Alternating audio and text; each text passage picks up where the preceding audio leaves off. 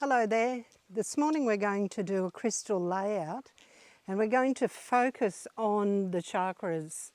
Often you can use just clear quartz crystals, diamonds if you've got them, and place them at strategic points around the body. But this morning we'll just start at the root chakra, and we'll use some red agate and carnelians, and we will place them on the root chakra area and each side. So what we're trying to do is balance the chakras, balance the whole system through the use of crystals. So here we go, we just lay them out, set the intention that you're sending universal life force energy into the person that you are working with, and you allow the crystals to do their work. Important that we actually have cleansed crystals. You can do that by putting them in running water, and we've got running water here behind us. In a stream, in the ocean. Be careful of some of the crystals do break down if we put them into the ocean, things like selenite. So we make sure that the energy that may be attached to these crystals has been removed, and we then place them at the strategic points around the body and then on the body. So we're starting with the root chakra colour. Red, so you could use rubies, garnets, as I say, any of the red toned stones. You can also use things like hematite, which is a very grounding mineral that we can use. So here we go, we place the root chakra, as we know, is at the base, at the perineum, and so we just place one between the legs. Just be careful, just inform your client or whoever you're working with that that's what you're going to do. And then we can place, say, 2 or 3 stones each side of that area to form. We're trying to form a grid pattern here, and so this is what we're doing. So they're the stones laid there. We're in sort of strange circumstances here. It's not on flat ground. Usually you would work on the floor or on a bed or a massage table. But here it's lovely to get out into nature. There's absolute healing energy from our surroundings, from the trees, from the flowing water, from the sunshine, and that energizes us anyway. So we're doing sort of a powerful energy healing, not just with the crystals, but where we're at. So if you can find a spot where we're at, wonderful. So here we are, we're going to the Sacral Chakra, and at the Sacral Chakra we use orange, and we're going to place, first off, again we can use carnelian, and we're just going to place the orange healing crystals each side. Often amber is used, but into the orange tones of amber. Citrine, the orange tones of citrine can be used as well. So we just place those there, one on the sacral area, and then moving on to the solar plexus. And the solar plexus is here in the central part, just below the navel. And we use the colour yellow to enhance that. We use colour, sound, if you investigate sound. Also, different vibrational energies actually target the areas that we're working on here. So just below the navel, and we place this here. We could use, say, yellow jade, citrine into the yellow tones. Even sapphires, we can get yellow sapphires, anything that has that yellow tone. This is the energy of this area is to do with self-esteem and understanding. So we lay the pattern around our subject and we're sending that energy to balance the chakras. From there we move to the heart, and the colour that we use in the heart chakra is green. Now you could use pink, however pink is more associated with the romantic side of what love is. This is about universal love, unconditional love, and here we can use the likes of malachite, which you may know. Malachite is a striated crystal or stone. Again, the green jades are very much a part of this tone. We can use aventurine, peridot, emeralds, if you've got them, to use to open and balance the heart chakra. So the energy from crystals is what they call a piezoelectric energy. It actually has an energy associated with it.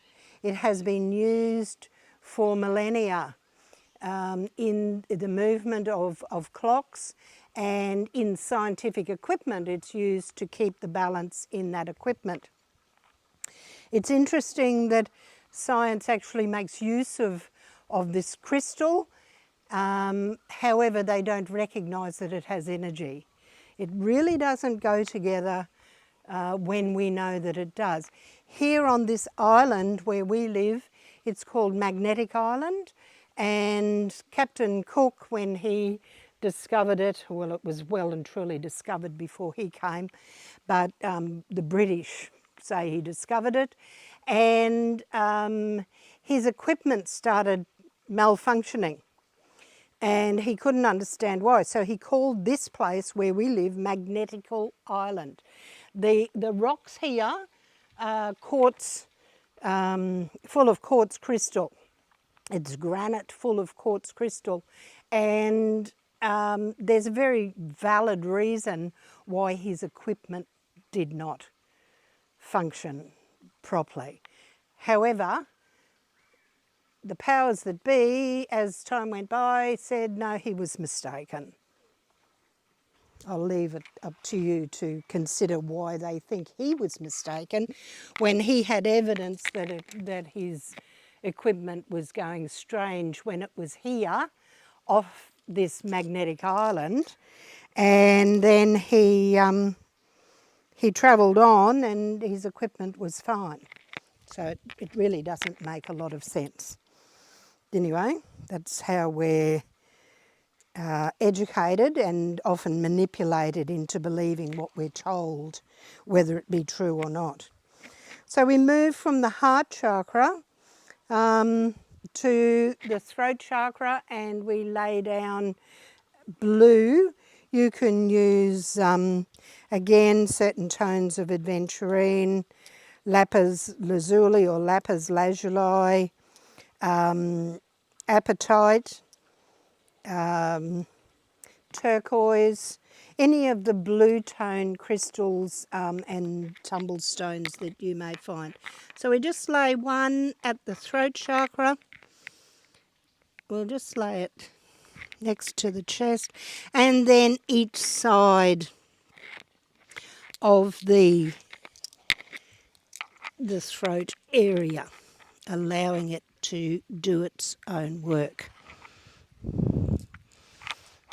And from there we travel up to the third eye, and the third eye colour that we use is indigo. Look, sometimes you'll read that this chakra indigo into the purple tones.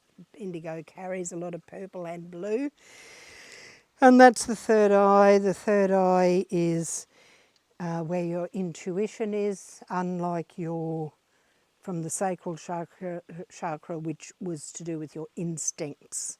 All right, the sacral chakra is to do with creativity at a certain level. So indigo will go to the third eye, and we'll just place the stone there, and then each side of our client, our friend, our loved ones, whoever we're working with. And from there we then rise up to the crown chakra. The crown chakra is where your connection to the divine, your connection to life force energy, your connection to source or essence, it comes from outside of you. The powerful energy coming into you, animating you, and then down through your whole system, and then grounding you at the other level, because we live on this earth plane. We don't live yet completely off this earth plane. So it's good to balance us. Now here we can use clear quartz crystal, we can use selenite, we can use any of the white stones. Probably the epitome of the clear stone is a diamond, because of the factor of it. The Mohs factor is the hardest, and therefore a diamond without inclusions is a very powerful mechanism to assist us to bring in that life force energy. So we place this above the head. You could use a white opal. You can also use the amethyst. You could use some of the silver or gold tones, but it's better if we use crystals, because, as I say, they have their own energy, even though a lot of the minerals have energy as well. Of course they do. Everything is only energy. Everything is energy, and it is about setting our intention to be all that we can be, being open and clear to the universal forces that are coming into us, and also the grounding part of our selves in nature. So I've got two hematites here, and I'm just going to place them at the base of Carrie's feet, which is to do with grounding her into the earth, which is so very important as well. So I'm just walking into a bit of water and just placing them there. Now we go away quietly and allow the crystals to do their work on our loved one, or who we're healing,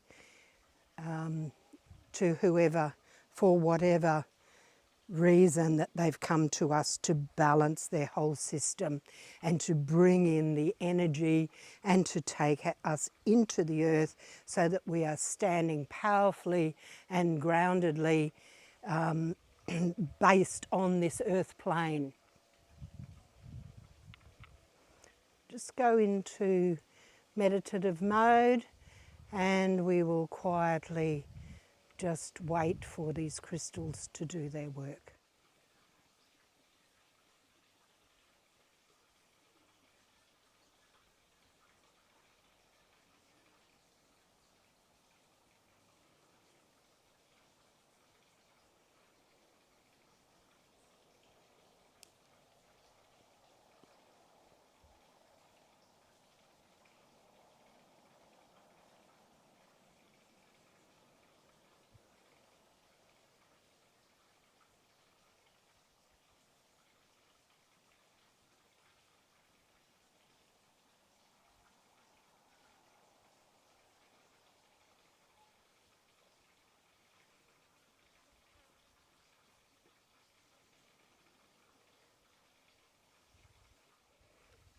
So the normal practice is to leave your client or your loved one or your friend, who's your loved one of course, there for 5 or 10 minutes, but we will start to remove the stones.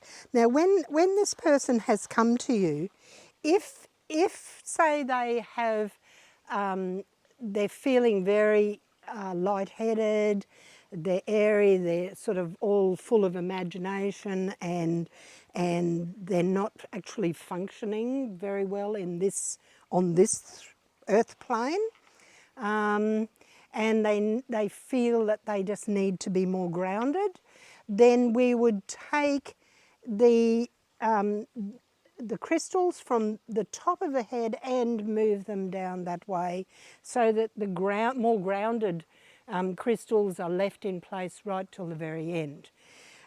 If the person is feeling bogged down and overwhelmed by having to do what they do every given day and they've just had enough and they're weary, we would start by taking the crystals from the base and moving upwards with the intention of lifting them so that they're more connected with the divine and with life force energy. That's universal life force energy I'm talking about. So we're uplifting them. So depending on what area the person feels that they need working on, maybe they've got low back pain, so we might leave that sacral chakra till the last, and moving sort of from the grounded one to that, and so on. If their self-esteem is right down, we would remove them and come back to the solar plexus. If they're having problems with feeling a sense of loving kindness, or problems within their relationship or their family, we would leave the heart chakra till last and bring that energy then and center it on the heart. The same if they feel they have no voice and they can't express what they really need to express. And that's a big one, because sometimes it's very difficult to say what you really and truly need to say. You have this mind chatter going on. You know sometimes what you want to say and what you need to say, but actually expressing it through the spoken word or through the written word becomes very, very difficult because of your conditioning, because of a lot of other factors. So you would move the crystals back and leave the throat till the last. If you're not intuitive, if you've shut down that part of yourself, again, you would bring the others and focus on that area, on that chakra, because very often we know intuitively what we should or shouldn't be doing right from the first moment of something that is manifesting itself, and yet we walk in with not honouring our intuition, and then down the track, it can be years and years later, we suddenly go, oh my goodness, I knew that this wasn't the path that was going to be for my betterment, and yet it was, because you had to go through it anyway, because you weren't trusting your intuition.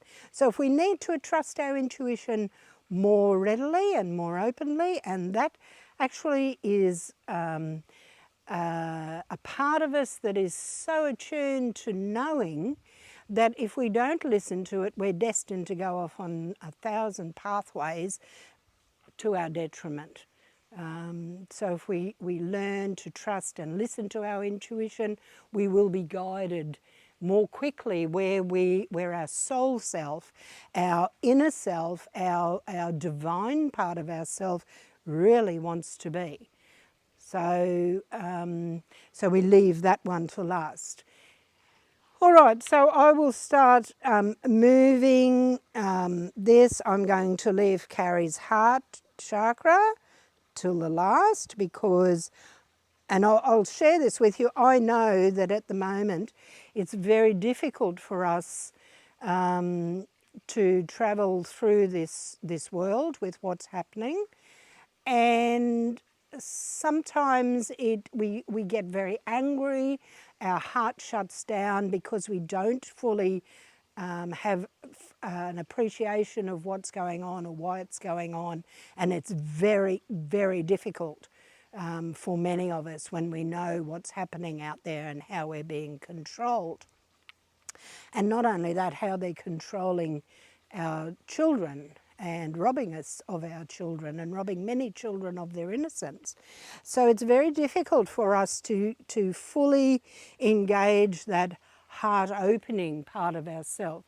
The thing is, the more light we shine on what is dark out there, and the more we can open our heart to having that loving kindness, the more readily and the more quickly it will dissipate. So I'm going to just bring that back to leaving Carrie's heart. Carrie's very lucky. She's can be very grounded, and she can be very spiritual, very in tune with the other, and then finds all the in-between bits rather difficult.